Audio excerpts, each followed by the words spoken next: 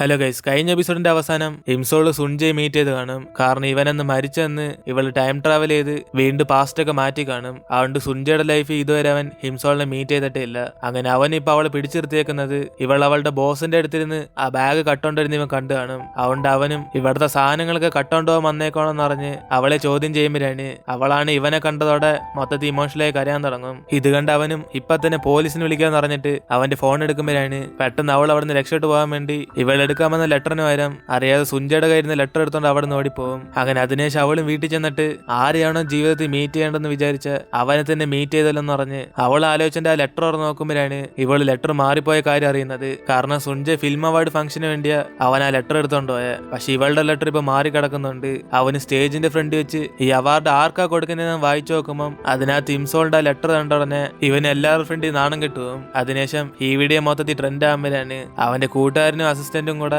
അവളെഴുതി ആ ലെറ്റർ എടുത്ത് വായിച്ചു നോക്കിക്കൊണ്ടിരിക്കും. അങ്ങനെ അവളുടെ ബോസിനോട് ഇത്രയും ദേഷ്യം ഉണ്ടോന്ന് പറഞ്ഞ് അവന്മാർ അതിനെക്കുറിച്ച് സംസാരിച്ചുകൊണ്ടിരിക്കുമ്പോഴാണ് ഇത് കേട്ട് ഇവനും ദേഷ്യത്തി അവള് കാരണം എനിക്ക് ചീത്തപ്പേരായെന്ന് പറഞ്ഞ് അവളോട് കട്ട കലിപ്പാകും. അതോടെ അവനിനി ജീവിതത്തിൽ ആ പെങ്കൊച്ചിന് മീറ്റ് ചെയ്തില്ലെന്ന് പറഞ്ഞ് ഇംസോളിനോർത്ത് പറയുമ്പോഴാണ് അടുത്ത ദിവസം ഇവിടെ ഇംസോളിനാണ് കമ്പനി ഒരു മീറ്റിംഗ് നടത്തിക്കൊണ്ടിരിക്കും. അങ്ങനെ ബോസും മറ്റേ ഹീറോ കിസ്സിനെ ആക്ട് ചെയ്യാത്തോണ്ട് അവന് വരെ വേറെ എന്തെങ്കിലും ഹീറോനെ സെറ്റ് ചെയ്യാൻ വേണ്ടി ഇവരോടൊക്കെ അഭിപ്രായം ചോദിച്ചുകൊണ്ടിരിക്കും. അപ്പോഴാണ് പെട്ടെന്ന് കൂട്ടുകാരിയും അവന് വരെ സുൻജയെ ആക്ട് ചെയ്യിപ്പിക്കാന്ന് പറയുമ്പോഴാണ് ഇത് കേട്ട് ബോസ് ഇംപ്രസ് ആയിട്ട് എങ്കിൽ പിന്നെ സുൻജയെ തന്നെ ആക്ട് ചെയ്യിപ്പിക്കാന്ന് പറയും. അപ്പോഴാണ് ഇംസോള് ദേഷ്യം വന്നിട്ട് നിനക്ക് അവനല്ലാതെ വേറെ ആക്ടറൊന്നും കിട്ടിയില്ലെന്ന് അവളും കലിപ്പിയിരിക്കും. കാരണം അവന്റെ ജീവിതത്തിലേക്ക് ഇവൾ ഒരിക്കലും വരില്ലെന്ന് അവൾ വിചാരിക്കുന്നത്. എന്നാലേ അവൻ ജീവനോണ്ടിരിക്കത്തുള്ളു. പക്ഷെ ഇപ്പൊ കൂട്ടുകാരി കാരണം അവിടെയും പ്രശ്നമായതുകൊണ്ട് അവളും കുറച്ച് ടെൻഷനായിരിക്കും. പക്ഷെ അതേസമയം ഇവിടെ കൂട്ടുകാരിയാണ് സുൻജയ്ക്ക് ഈ സിനിമയുടെ സ്ക്രിപ്റ്റ് അയക്കുന്നതിന് പകരം ഇംസോൾ എഴുതിയ സിനിമയിലെ സ്ക്രിപ്റ്റ് അങ്ങ് അയച്ചു കൊടുക്കും. അങ്ങനെ ഈ സ്ക്രിപ്റ്റ് എടുത്ത് സുൻജയും വായിച്ചു നോക്കുമ്പോഴാണ് ആ കഥ വായിച്ചു നോക്കിയതോടെ അവനറിയാതെ തന്നെ ഇമോഷണൽ ആയി തുടങ്ങും. കാരണം ഇംസോൾ എഴുതിയേക്കുന്ന കഥ വേറൊന്നല്ല,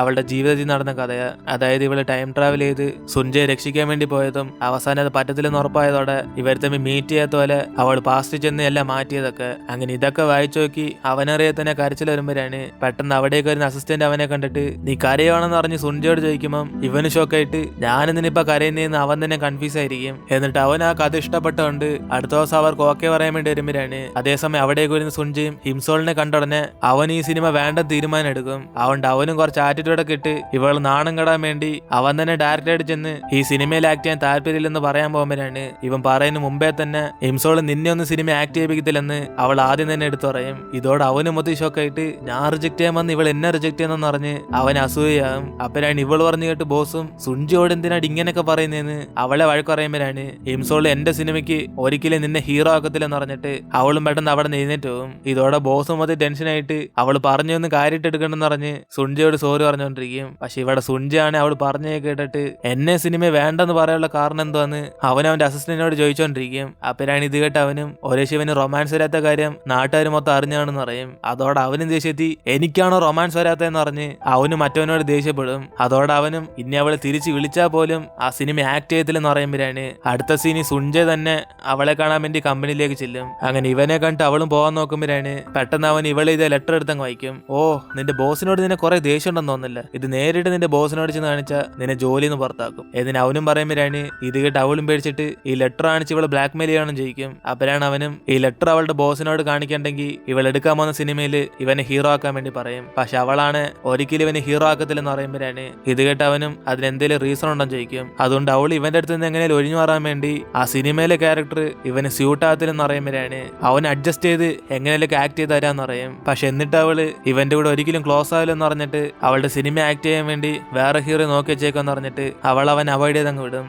എന്നാലും സുൻജ അത് വെറുതെ വിടാതെ അവൻ വീണ്ടും ഫോൺ വിളിച്ച് ആ സിനിമയെക്കുറിച്ച് സംസാരിക്കാൻ വരുമ്പോഴാണ് ഇവന്റെ സൗണ്ട് കേട്ടതോടെ അവൾ പെട്ടെന്ന് ഫോൺ കട്ട് ചെയ്യും. ഇതോടെ അവന് മൊത്തത്തിൽ ചമ്മി പോയിട്ട് ഇവൾ എന്റെ ഫോൺ കട്ട് ചെയ്യുന്നെന്ന് പറഞ്ഞ് അവന്റെ അസിസ്റ്റന്റ് ഫോൺ വാങ്ങിച്ച് അവൾ വിളിക്കാൻ പറയും. അതിനുശേഷം ഇവൻ അവനെ കൊണ്ട് ഇവൻ ആ സിനിമ ആക്ട് ചെയ്യാൻ ഇവൻ ഒട്ടും തന്നെ പൈസ വേണ്ടെന്ന് പറയുമ്പോഴാണ് ഈ കാര്യം അവന്റെ അസിസ്റ്റന്റ് അവളോട് പറഞ്ഞാലും ഞങ്ങൾക്ക് ഡൊണേഷൻ ആയിട്ട് ആരും സിനിമ ആക്ട് ചെയ്യേണ്ടെന്ന് പറയും. ഇതോടെ സുൻജ ഫോൺ വാങ്ങിച്ചിട്ട് ഇവൻ എത്ര ബിസി ആണെങ്കിലും എല്ലാ ദിവസവും സിനിമയുടെ ഷൂട്ടിങ്ങിന് വരാന്ന് പറയുമ്പോഴാണ് ഇവൻ എത്ര ഓഫർ ചെയ്തിട്ടും അവൾ അവസാനം വരെ പറ്റത്തില്ലെന്ന് പറഞ്ഞിട്ട് ആ ഫോണും കട്ട് ചെയ്യും. ഇതോടെ സുൻജയ്ക്കൊന്നും മനസ്സിലാവാതെ ഇവളെന്നെ ഇത്രയും പേർക്ക് ഞാൻ എന്തുവാ ചെയ്തെന്ന് പറഞ്ഞ് അവന്റെ അസിസ്റ്റന്റോട് ചോദിച്ചോണ്ടിരിക്കും.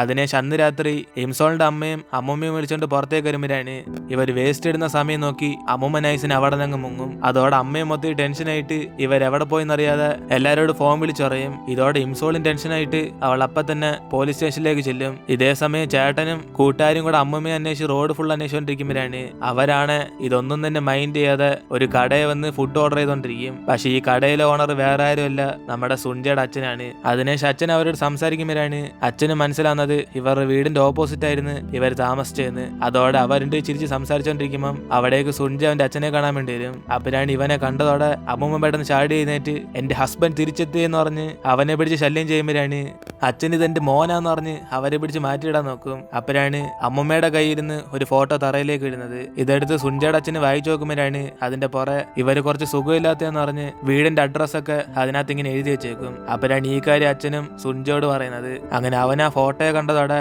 അമ്മൂമ്മയുടെ അടുത്തിരിക്കുന്ന ഹിംസോളെന്ന് അവന് മനസ്സിലാകും. അതേസമയം ഇവിടെ ടേസുങ്ങിന്റെ ഹെൽപ്പോടെ ഇവള് അമ്മൂമ്മയെ അന്വേഷിച്ചോണ്ടിരിക്കുമ്പോഴാണ് പെട്ടെന്ന് അവളുടെ അമ്മയുടെ നിന്ന് ഫോൺ കോൾ വന്ന് ഇവളിനെ അതിനോർത്ത് ടെൻഷൻ അടിക്കണമെന്ന് പറയും. കാരണം സുൻജ ഇവളുടെ വീട്ടുകാരെ ഫോൺ വിളിച്ച് അവ നേരിട്ടൊന്ന് കൊണ്ടാക്കാന്ന് പറഞ്ഞാണ്. ഇത് കേട്ട് അവൾ ആശ്വാസപ്പെട്ടിട്ട് ടേസുങ്ങിനോട് തിരിച്ച് വീട്ടിലേക്ക് ചെല്ലുമ്പോഴാണ് അവൻ അടുത്തേക്ക് വന്നിട്ട് പറയും, ഹിംസോൾ ഇനി നീ പുറത്തേക്ക് പോകുമ്പോഴൊക്കെ കുറച്ച് സൂക്ഷിച്ചു വേണം പോവാൻ. കാരണം കുറച്ച് മണിക്കൂർ മുമ്പ് ഏതോ ഒരു പെങ്കൊച്ചിനെ ഒരു സൈക്കോ കൊല്ലാൻ നോക്കിയെന്ന്.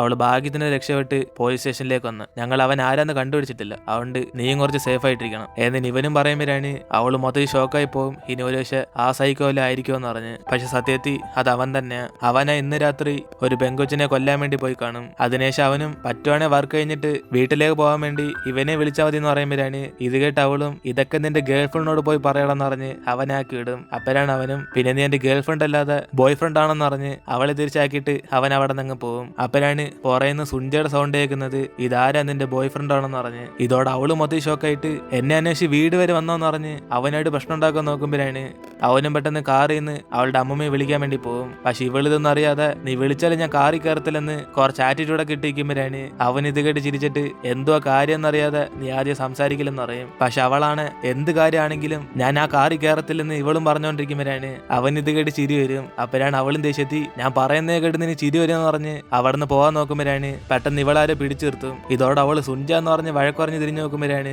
അവിടെ നിൽക്കുന്ന അവളുടെ അമ്മൂമ്മയായിരിക്കും. അപ്പോഴാണ് അവൾക്ക് മനസ്സിലാവുന്നത് ഇവളുടെ അമ്മൂമ്മയെ കൊണ്ടാക്കാൻ വേണ്ടിയാ അവൻ ഇവിടേക്ക് വന്നേന്ന്. അതോടെ അവള് മൊത്തം ചമ്മി പോകുമ്പോഴാണ് അവിടേക്ക് അമ്മയും വന്നിട്ട് സുരക്ഷയായിട്ട് വീട്ടിൽ കൊണ്ടാക്കിയതിന് താങ്ക്സ് പറഞ്ഞ് അവനെ വേണേൽ വീട്ടിലേക്ക് ഒന്ന് ചായ കുടിച്ചിട്ട് പോകാൻ പറയും. പക്ഷെ അവനതൊന്നും കുഴപ്പമില്ലെന്ന് പറയുമ്പോഴാണ് അമ്മ ഇംസോളിനോട് കടയിൽ എന്തെങ്കിലും ഒരു ചായ വാങ്ങിച്ചു കൊടുക്കുമെന്ന് പറഞ്ഞ് അവളെ പറഞ്ഞയക്കും. അതിനുശേഷം അവളും അമ്മൂമ്മയും സുരക്ഷയായിട്ട് വീട്ടിൽ കൊണ്ടാക്കിയതിന് താങ്ക്സ് പറഞ്ഞിട്ട് പോകാൻ നോക്കുമ്പോഴാണ് അവന് പിന്നെ ചായ ആര് വാങ്ങിച്ചില്ലെന്ന് പറഞ്ഞ് അവളെ വിളിച്ചുകൊണ്ട് കടയിലേക്ക് ചെല്ലും. അതിനുശേഷം അവനും എന്നെ പോലെ റൊമാൻറ്റിക് ആയിട്ട് ആക്ട് ചെയ്യാൻ ആരെ കൊണ്ടും പറ്റത്തില്ലെന്ന് പറഞ്ഞ് അവനെ കുറിച്ചുള്ള കാര്യങ്ങളൊക്കെ പൊക്കി പറയുമ്പോഴാണ് ഇത് കേട്ട് അവൾക്ക് മനസ്സിലാവും ഇവൻ ആ സിനിമ ആക്ട് ചെയ്യാൻ വേണ്ടി മനഃപൂർവ്വം ഇപ്പൊ ഇതിനെ കുറിച്ച് സംസാരിച്ചുകൊണ്ടിരിക്കുവാന്ന്. അപ്പോഴാണ് അവിടെ രണ്ട് പെമ്പിള്ളേർ നിൽക്കുന്നിട്ട് ഇവനും കുറച്ച് ആറ്റിറ്റ്യൂഡ് കാണിക്കാൻ തുടങ്ങും. ഓ അവർക്ക് എന്നെ മനസ്സിലായെന്ന് തോന്നുന്നു. മിക്കവാറും എന്നോട് ഫോട്ടോ എടുക്കണമെന്നായിരിക്കും അവരുടെ ആഗ്രഹം. പിള്ളേരെ നിങ്ങൾ ഇങ്ങോട്ട് വാ എന്നിന് അവരെ വിളിക്കുമ്പോഴാണ് അവര് സന്തോഷത്തി ഞങ്ങൾക്ക് സിഗരറ്റ് വാങ്ങിച്ചൊരു ചേട്ടാന്ന് പറഞ്ഞ് അവന്റെ പൈസ കൊടുക്കും. ഇതോടെ ഇംസോളിന് ചിരി വരുമ്പോഴാണ് അവനും മൊത്തം ഷോക്കായിട്ട് നിങ്ങൾക്ക് ഞാൻ ആരായെന്ന് മനസ്സിലായില്ലെന്ന് അവരോട് ചോദിക്കും. അപ്പോഴാണ് അവരുടെ ഒരു പുച്ഛത്തി നീ ആര് വലിയ നടനോന്ന് പറഞ്ഞ് അവനിട്ടാക്കുമ്പോഴാണ് അവനും കുറെ ഫോട്ടോയെ കാണിച്ചിട്ട് ഞാനൊരു നടനാന്ന് പറയും. പക്ഷെ അവർക്ക് അതൊന്നും മനസ്സിലാവാതെ വേണേ ബാക്കി പൈസ ഈ മുട്ടയെല്ലാം വാങ്ങിച്ചു വെച്ചാന്ന് പറഞ്ഞ് അവനെ ഡാമേജ് ചെയ്യുമ്പോഴാണ് ഇവന് കട്ടക്കരിപ്പ് വന്നിട്ട് ഈ പ്രായത്തിലാണ് സ്മോക്ക് ചെയ്യുന്നതെന്ന് പറഞ്ഞ് അവരെ പറഞ്ഞേക്കും. അതോടെ ഇംസോളിന് ചിരി അടക്കാൻ പറ്റാതെ അവൾ അവിടുന്ന് പൊട്ടിച്ചിരിച്ചോണ്ടിരിക്കുമ്പോഴാണ് ഇത് കണ്ട് അവന് സന്തോഷത്തി ആദ്യമായിട്ട് നീ ഇങ്ങനെ ചിരിക്കുന്നതെന്ന് അവളോട് പറയും. അതോടെ അവളും മൊത്തം സൈലന്റ് ആയിട്ട് തിരിച്ച് വീട്ടിലേക്ക് ചെല്ലുമ്പോഴാണ് അവനും നമ്മൾ തമ്മിൽ ഇതിനു മുമ്പൊക്കെ പരിചയമുണ്ടോ ചോദിക്കുമ്പോഴാണ് അവളില്ലെന്ന് പറയും. അപ്പോഴാണ് അവൻ ഇടയ്ക്കൊക്കെ ഇവളെ കുറിച്ചുള്ള മെമ്മറീസ് ഒക്കെ വരുന്നെന്ന് പറയുമ്പോഴാണ് അവളും കുറച്ച് ടെൻഷനായിട്ട് വീട്ടിൽ പോകാന്ന് പറഞ്ഞിട്ട് അവിടെ നിന്ന് പോകും. അതിനുശേഷം അവൻ അവിടുന്ന് അവൾ വീട്ടിലേക്ക് പോയാലോ എന്ന് നോക്കിക്കൊണ്ടിരിക്കുമ്പോഴാണ് വീണ്ടും അവനൊരു മെമ്മറി വന്നു. ഇതേ സ്ഥലത്ത് ഇതിനുമ്പ് അവൻ അവൾക്ക് വേണ്ടി ഇങ്ങനെ വെയിറ്റ് ചെയ്ത പോലെ. അതോടെ അവനും ഇങ്ങനത്തെ സ്വപ്നം ഒന്നും ഇടയ്ക്കിടയ്ക്ക് വന്നോന്നെന്ന് പറഞ്ഞ് അവനും കുറച്ച് കൺഫ്യൂസ് ആയിരിക്കും. അതേസമയം ഇംസോൾ തിരിച്ച് വീട്ടിലേക്ക് ചെല്ലുമ്പോഴാണ് അവളുടെ അമ്മൂമ്മയെ കണ്ടിട്ട് ഇനി മേലെ പറയാതെ ആ കടയിലേക്കൊന്ന് പോകല്ല അമ്മൂമ്മയെന്ന് പറയുമ്പോഴാണ് അമ്മൂമ്മ ഇത് കടിച്ചിരിച്ചിട്ട് ഇപ്പൊ എന്റെ ഇംസോളിന് സന്തോഷമായില്ലെന്ന് ചോദിക്കും. ഇത് കേട്ട് അവള് ഷോക്കായിരിക്കുമ്പോഴാണ് നീ അവനെ മിസ് ചെയ്യുന്നുണ്ട്, ഞാൻ കാണാൻ വേണ്ടി ഒരു ചാൻസ് ഉണ്ടാക്കി തന്നെയാന്ന് പറഞ്ഞ് അമ്മൂമ്മയും ചിരിച്ചുകൊണ്ട് അവിടെ നിന്ന് പോകും. ഇതോടെ ഇവൾ ആ ഷോക്ക് അകത്തേക്ക് ചെന്നിട്ട് അമ്മൂമ്മ പറഞ്ഞ പോലെ ഞാൻ അവനെ കുറെ മിസ് ചെയ്യുന്നെന്ന് പറഞ്ഞ് അവളും കരഞ്ഞോണ്ടിരിക്കും. പക്ഷെ അമ്മൂമ്മ ഇവിടെ സീരിയസ് ആയിട്ട് പറഞ്ഞ കാരണം ഇവള് ഫ്യൂച്ചർ മാറ്റിയാലും അമ്മൂമ്മയ്ക്ക് അതൊക്കെ ഓർമ്മയുള്ള പോലെയാണ് നമുക്ക് കാണിക്കുന്നത്. പക്ഷെ അവർക്ക് സുഖമില്ലാത്തോണ്ട് ഇവൾ അവരെന്തോ ചുമ്മാ അറിഞ്ഞായിട്ടാ വിചാരിച്ചേക്കുന്നത്. അതേസമയം ടേസുങ്ങും പോലീസ് സ്റ്റേഷനിലേക്ക് ചെന്നിട്ട് ആ പെങ്കൊച്ചിനെ കൊല്ലാൻ നോക്കിയ ആരാന്ന് കണ്ടുപിടിച്ച് നോക്കുമ്പോഴാണ് അവിടുത്തെ ക്യാമറ ചെക്ക് ചെയ്ത് നോക്കുമ്പോൾ അവൻ ആ സൈക്കോയെ കിട്ടും. പക്ഷെ ഫേസ് ക്ലിയർ ഇല്ലാത്തോണ്ട് മറ്റേ പെങ്കൊച്ചിനോട് ആ ഫേസ് വരയ്ക്കാൻ പറയുമ്പോഴാണ് ആ സ്കെച്ച് കാണുമ്പോൾ നമുക്ക് മനസ്സിലാവും അത് ഹിംസോളിനെ കൊല്ലാൻ വന്ന സൈക്കോ തന്നെയാണ്. അങ്ങനെ അവൻ ഈ സ്ഥലത്തിനെ ചുറ്റി കറങ്ങിക്കൊണ്ടിരിക്കുക. അതിനുശേഷം ഇപ്പൊ അടുത്ത ദിവസം ഹിംസോൾ ഓഫീസിലേക്ക് ചെല്ലുമ്പോഴാണ് അവളുടെ ബോസ് ടേസുങ് ആ സിനിമയിൽ ആക്ട് ചെയ്യുന്ന പറഞ്ഞ ഉടനെ അവനെ വെച്ച് തന്നെ സിനിമ എടുക്കാൻ തീരുമാനം എടുക്കും. അപ്പോഴാണ് ഇതറിഞ്ഞിട്ട് ഹിംസോളും സുൻജ ഉണ്ടെങ്കിൽ ഞാൻ ഈ സിനിമയ്ക്കകത്തില്ലെന്ന് പറഞ്ഞിട്ട് അവൾ ഈ ജോലി തന്നെ റിസൈൻ ചെയ്യാൻ പോകുന്നറിയും. ഇത് കേട്ട് ബോസും ഇവൾ ചുമ്മാ അറിയാന്ന് അറിഞ്ഞിരിക്കുമ്പോഴാണ് അവളും പെട്ടെന്ന് ID കാർഡ് കൂരി വെച്ചിട്ട് അവൾക്ക് ഈ ജോലി വേണമെന്ന് പറഞ്ഞിട്ട് അവിടെ നിന്ന് പോകും. അങ്ങനെ ഈ കാര്യം അറിഞ്ഞ് കൂട്ടുകാരി ഷോക്കായിട്ട് ഇവൾക്കെന്താ വട്ടായെന്ന് പറഞ്ഞ് ദേഷ്യപ്പെടുമ്പോഴാണ് ഹിംസോളും പെട്ടെന്ന് ദേഷ്യത്തി ഇവള് മറ്റേ സിനിമ സ്ക്രിപ്റ്റിനാരും അവൾ എഴുതിയ സ്ക്രിപ്റ്റ് അയച്ചോണ്ട ഇത്തരം പ്രശ്നം ഉണ്ടായെന്ന് കൂട്ടുകാരോട് ദേഷ്യപ്പെട്ട് അവളും കരയുമ്പോഴാണ് അവൻ കാരണം ഇവൾക്കൊല്ലം പ്രശ്നം ഉണ്ടായെന്ന് ചോദിക്കും. പക്ഷെ ഹിംസോൾ ഒന്നും പറയാതെ അവള് വിഷമിച്ചോണ്ട് അവിടെ നിന്ന് പോകും. അതേസമയം സുൻജയും അവനൊരു പരസ്യത്തെ ആക്ട് ചെയ്യാൻ വേണ്ടി പോകുമ്പോഴാണ് ഹിംസോൾ ഈ ജോലിയിൽ നിന്ന് പുറത്തായ കാര്യം അവന്റെ അസിസ്റ്റന്റ് അവനോട് പറയും. ഇത് കേട്ട് സുൻജയ്ക്കൊന്നും മനസ്സിലാവാതെ ഞാൻ സിനിമ ആക്ട് ചെയ്യുന്നുണ്ട് അവൾ ജോലിയിൽ നിന്ന് പുറത്തായെന്ന് പറഞ്ഞ് അവന് ഷോക്കായിരിക്കും. അപ്പോഴാണ് അസിസ്റ്റന്റും ഇവൻ ഈ സിനിമ ആക്ട് ചെയ്യാൻ ഇത്രയും താല്പര്യം കാണിക്കുന്നത് എന്തിനാന്ന് ചോദിക്കുമ്പോഴാണ് അവന് തന്നെ അതെന്തുകൊണ്ടാന്ന് അറിയത്തില്ലെന്ന് അറിയും. കാരണം ആ സ്ക്രിപ്റ്റ് വായിക്കുമ്പോഴൊക്കെ അവനറിയാതെ തന്നെ കരച്ചിലെന്നോണ്ടിരിക്കുക. അങ്ങനെ ഹിംസോൾ അവളുടെ മൂഡ് മാറാൻ വേണ്ടി അവൾ മറ്റേ പാർക്കിലേക്ക് വന്നിരിക്കും. അങ്ങനെ കുറെ ടൈം അവൾ സ്പെൻഡ് ചെയ്യുമ്പോഴാണ് അവൾ അറിയാതെ തന്നെ രാത്രി വരെ അവിടെ തന്നെ ഇരിക്കും. അതിനുശേഷം അവളും ഈ സ്ഥലത്തൊക്കെ സുൻജായിട്ടൊന്ന് ഓർമ്മയോടെ നൈറ്റ് ആ ഫെരിസ് വീലി അവസാനമായിട്ട് പോകാന്നറിഞ്ഞ് അവൾ തീരുമാനം എടുക്കുമ്പോഴാണ് അതേപോലെ ഒട്ടും പ്രതീക്ഷിക്കാത്ത പോലെ സുൻജ ഇതേ സ്ഥലത്തായിരിക്കും ഷൂട്ടിങ്ങിന് വേണ്ടി വന്നേക്കുന്നത്. അങ്ങനെ അവന്റെ അസിസ്റ്റന്റും വന്നിട്ട് ഇന്നത്തെ ഷൂട്ടിംഗ് ക്യാൻസൽ ആയെന്ന് പറയുമ്പോഴാണ് അവൻ അങ്ങോട്ടേക്ക് തിരിഞ്ഞു നോക്കുമ്പോൾ ഹിംസോൾ ആ ഫെരിസ് വീലി കയറാൻ പോകുന്നവൻ കാണും. അതോടെ അവൻ അപ്പം തന്നെ ഓടിച്ചെന്ന് അവളുടെ കൂടെ കയറും. ഇതോടെ അവൾ ഷോക്കായിട്ട് ഇവനെന്തിന് ഇപ്പൊ ഇവിടെ ഒന്നും ചോദിക്കുമ്പോഴാണ് അവന് ഞാൻ മനഃപൂർവ്വം ഒന്ന് ഫോളോ ചെയ്ത് വന്നേലെന്ന് പറഞ്ഞ് അവൻ ഷൂട്ടിങ്ങിന് വന്ന കാര്യമൊക്കെ എടുത്ത് പറയും. ഇത് കേട്ട് അവള് സമാധാനാകാതെ എന്നാൽ അവൻ എന്റെ കൂടെ തന്നെ കയറണം എന്ന് പറഞ്ഞ് അവള് ദേഷ്യപ്പെടുമ്പോഴാണ് എന്നെ കണ്ട എന്തിനാ എത്രയും വെറുക്കുന്നതെന്ന് സുൻജ അവളോട് തിരിച്ചു ചോദിക്കും. ഇതോടെ അവളൊന്നും മിണ്ടാതെ ഈ റൈഡ് കഴിയുന്നവരെ മിണ്ടാതെ തന്നെ വരണം എന്ന് പറയുമ്പോഴാണ് ഇവളെ കണ്ടിട്ട് അവനും ചോദിക്കും എന്തോ പറ്റി നീ ചിന്തിക്കുന്നത് ഇവിടുന്ന് ചാടി രക്ഷപ്പെടാനൊന്നും അല്ലല്ലോ. കാരണം എന്തായാലും റൈഡ് സ്റ്റാർട്ടായി ഇനി നിനക്ക് ഇവിടുന്ന് പുറത്തു പോകാൻ പറ്റത്തില്ല. പിന്നെ നീ എന്തിനാ ജോലിന്ന് പുറത്തായ ഞാൻ ആ സിനിമ ആക്ട് ചെയ്യുന്നുണ്ടാണോ ഏതിന് അവനും ചോദിക്കുമ്പോൾ അതിനെ കുറിച്ച് എന്തിനാ നീ വിഷമിക്കുന്നതെന്ന് അവൾ സൈലന്റ് ആയിട്ടിരിക്കും. അപ്പോഴാണ് അവനും അവളെഴുതിയ കഥയെ കുറിച്ച് പറയുന്നത്. എന്നാലും അതൊരു സാഡ് എൻഡിങ് ആയി പോയി. സത്യത്തിൽ നിന്റെ കഥയിലെ ഹീറോ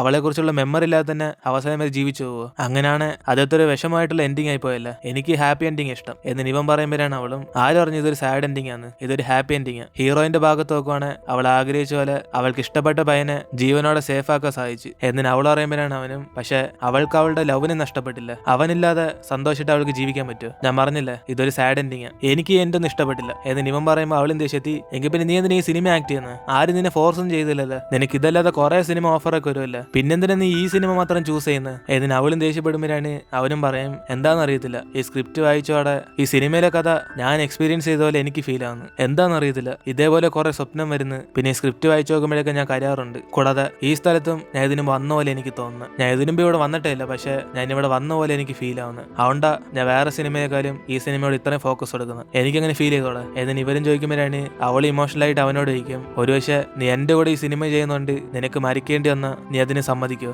എന്ന് അവളും ചോദിക്കുമ്പോഴാണ് പെട്ടെന്ന് ആ ഫെയർസ് വീലിങ്ങനെ കുലുങ്ങും. ഇതോടെ അവൾ വീടായിരിക്കാൻ വേണ്ടി പിടിച്ചിട്ട് അവനും പറയും മിക്കവാറും ഈ അവസ്ഥയിൽ രണ്ടുപേരും ഇവിടെ ഒരുമിച്ച് തന്നെ മരിക്കേണ്ടി വരുമെന്ന്. അതേസമയം അവിടുത്തെ സ്റ്റാഫൊക്കെ അനൗൺസ് ചെയ്യും ചെറിയ പ്രശ്നം ഉണ്ടായതുകൊണ്ട് കുറച്ച് സമയത്തേക്ക് ഫെയർസ് വീൽ സ്റ്റോപ്പ് ചെയ്ത് വെക്കുവാന്ന്. അതിനുശേഷം അവൻ അങ്ങോട്ട് മാറിയിരുന്നിട്ട് ഇനി എത്ര സമയം ഇവിടെ പെട്ട് കിടക്കണമെന്ന് ആലോചിച്ചോണ്ടിരിക്കുമ്പോഴാണ് ഈ സിറ്റുവേഷനിൽ നിനക്ക് കുറക്കം വരുന്നതെന്ന് പറഞ്ഞ് അവൻ അവളെ തന്നെ നോക്കിക്കൊണ്ടിരിക്കും. പക്ഷെ അവൾ കുറെ സമയമായിട്ട് കണ്ണുറക്കാത്തണ്ട് നിനക്ക് വല്ല പനി പിടിച്ചെന്ന് പറഞ്ഞ് അവൻ അടുത്തേക്ക് നോക്കുമ്പോഴാണ് അവൾക്ക് നല്ല ടെമ്പറേച്ചർ ആണ്. അതോടെ അവനും പെട്ടെന്ന് റൈഡ് കഴിഞ്ഞോടെ അവൾ പൊക്കി എടുത്തുകൊണ്ട് അവിടെ നിന്ന് പോകും. അങ്ങനെ അതോടെ നമ്മൾ ഇടുന്നത്തെ എപ്പിസോഡ് വിളിച്ചിരുന്ന് വീഡിയോ ഇഷ്ടപ്പെട്ട വീഡിയോ ലൈക്ക് ചെയ്തിട്ട് മറക്കാതെ നിങ്ങളുടെ ഫ്രണ്ട്സിനും കൂടെ ഷെയർ ചെയ്യുക. സോ ഇനിയിപ്പോൾ നമുക്ക് അടുത്ത എപ്പിസോഡിൽ കാണാം.